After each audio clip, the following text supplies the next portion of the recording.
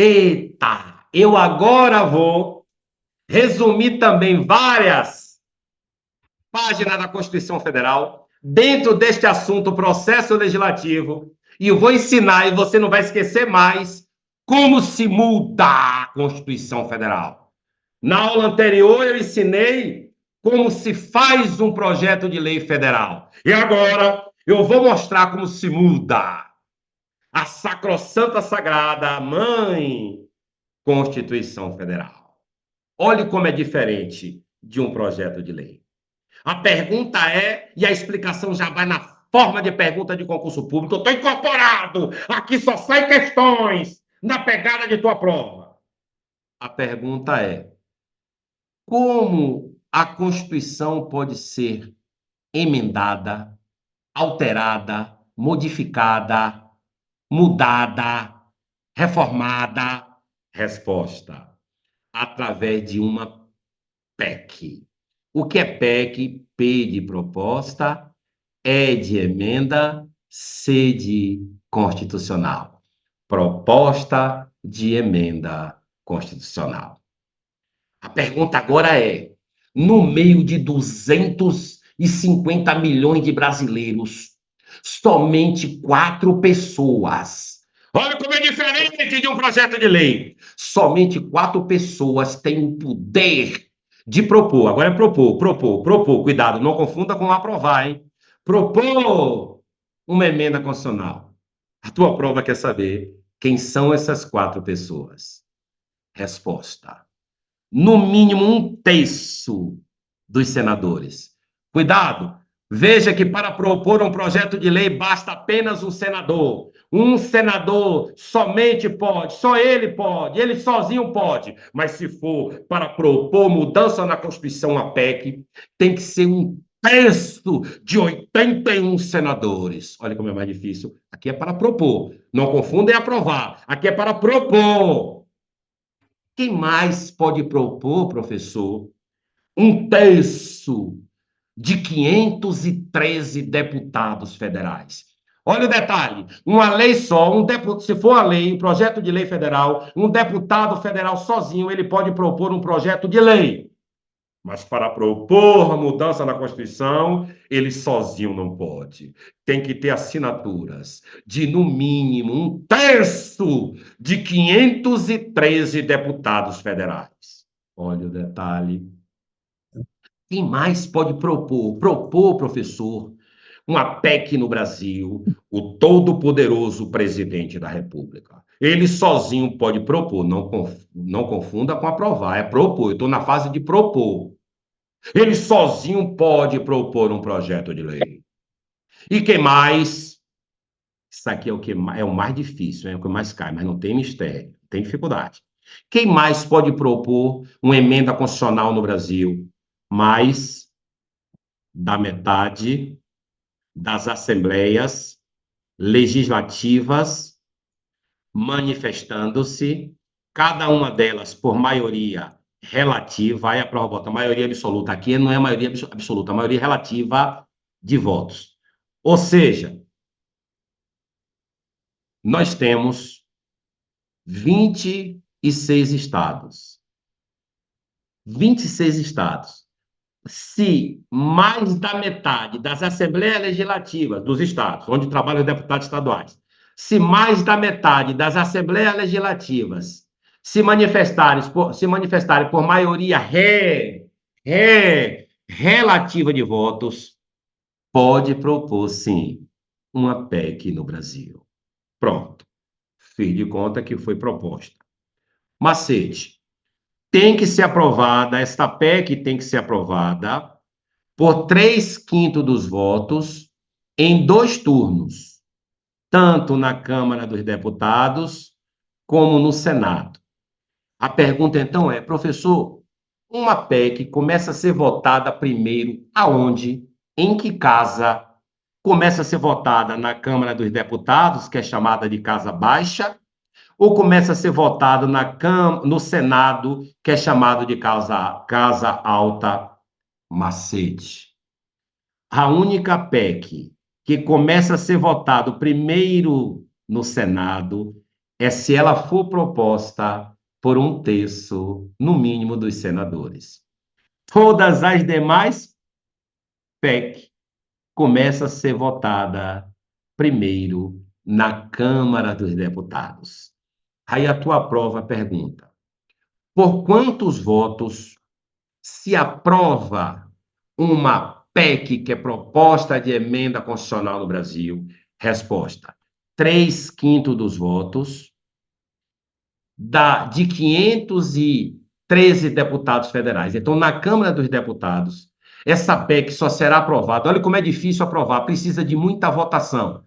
Na Câmara dos Deputados, essa PEC só é aprovada por, no mínimo, 3/5 dos votos de 513 deputados federais da Câmara dos Deputados.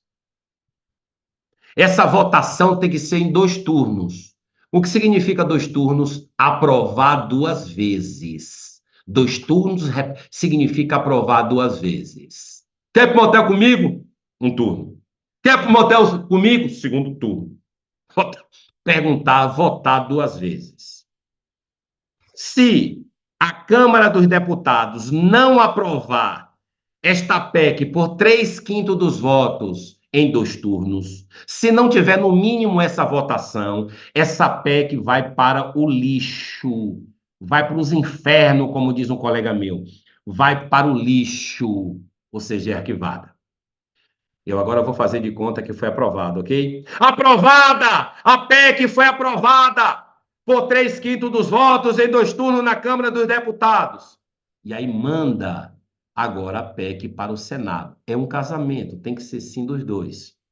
No Senado, também se exige 3/5 dos votos de 81 senadores. Essa PEC no Senado só é aprovada se tiver, no mínimo, 3/5 dos votos de 81 senadores.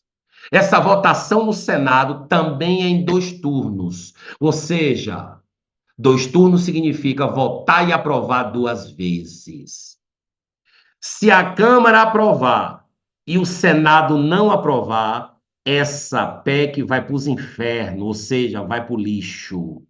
Ela é arquivada. Eu agora vou fazer de conta que tanto a Câmara dos Deputados como o Senado teve aprovação desta PEC por 3/5 dos votos em 2 turnos. Então, a tua prova quer saber. Isso, quando cai, a maioria erra. A pergunta lucifeciana é: quem tem o poder de promulgar? Quem tem o poder de promulgar uma PEC? A maioria vai dizer presidente da República. Errado! O presidente da República, ele participa no projeto de lei federal. Mas numa PEC, o presidente da República tem o poder de propor, mas não tem o poder de participar da votação, teoricamente. Nem tem o poder de promulgar uma PEC. Uma PEC, o presidente não participa da aprovação nem da promulgação. O presidente participa para propor. Mas depois que é aprovada, quem é que tem o poder de aprovar, ou melhor, quem tem o poder de promulgar uma PEC? Resposta: a mesa. O nome é isso, hein, galera? A mesa da Câmara e a mesa do Senado. Como é, pessoal? Mesa? Se aprova botar a Câmara. Não, não é a Câmara. O Senado, não, não, não, não.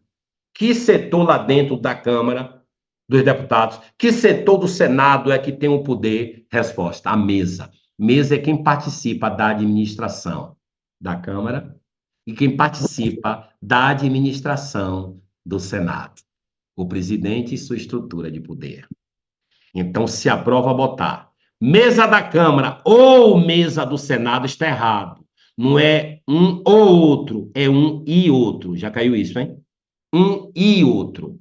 Então, se a mesa da Câmara e a mesa do Senado, ela vai promulgar a PEC, e a PEC deixa de ser PEC, tira o P e vira emenda constitucional. Vira C, emenda constitucional. Ou seja, passa a ser a Constituição Federal. Professor, então, só quem tem o poder de promulgar, de sancionar, não é sanção. A PEC, ela não é sancionada. A PEC, ela é promulgada. Sim, sim, professor. Então, quem tem o poder de promulgar uma PEC não é o presidente da República, não. Uma emenda constitucional, ele não participa para promulgar, não. Agora, se fosse o projeto de lei, é diferente. Então, é a mesa do Congresso. É errado, não é mesa do Congresso. A mesa do Congresso é pegadinha. É a mesa da Câmara e a mesa do Senado. Um detalhe fatal. Professor, se essa PEC for rejeitada, ou seja, se essa PEC não for aprovada, ela pode ser proposta, olha o detalhe, isso é fatal que eu vou falar agora. Eu estou ensinando vocês para o pior, velho. O treinamento difícil para o combate ser fácil. Esses assuntos são novos, entrou no edital de vocês, minha irmã, minha irmã. Se vacilar, sobra. Então a pergunta fatal é: se uma PEC que é proposta de emenda constitucional não for aprovada, ou seja, se ela for rejeitada, ela pode ser proposta novamente na mesma sessão legislativa, ou seja, no mesmo ano? Não. Então, se uma PEC for rejeitada, se ela não for aprovada, ela não pode ser aprovada. Eu disse não, a prova diz que sim, é pegadinha. Ela não pode ser proposta, ela não pode ser proposta novamente no mesmo ano, ou seja, na mesma sessão legislativa. Ela só pode ser proposta no ano seguinte. No mesmo ano, não. Então, vamos supor que agora, em julho, uma PEC ela foi rejeitada, ela não foi aprovada porque não teve votação suficiente. Ela é arquivada. Pode ser proposta novamente esse ano? Não. Só no ano que vem. Só na próxima sessão legislativa. Ponto.